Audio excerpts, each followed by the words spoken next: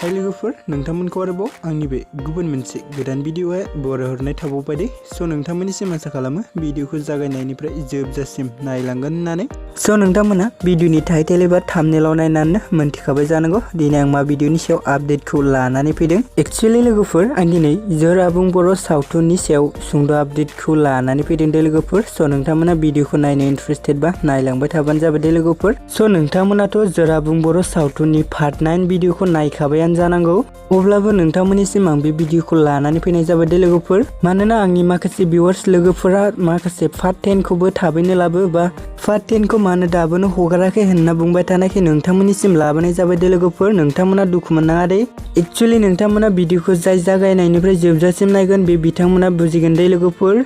Actually नोंथांमोन जोर आबुं बर' सावथुनखौ कमेडि किं इउटुब चेनेलाव रिलिज होनाय जादोंमोन दे स' लोगोफोर बिथांमोना जोर आबुं बर' सावथुननि लास्ट पार्टखौबो रिलिज होना होखाबाय दे आरो नोंथांमोना पार्ट 10 नायनो होनब्लाबो मोननाय नंला दे लोगोफोर मानोना बे भिडिअआ बे पार्ट 9 आवनो जोबदों दे लोगोफोर। स' आसा खालामो नोंथांमोना आंनि भिडिअखौ नायनानै बुजिबाय।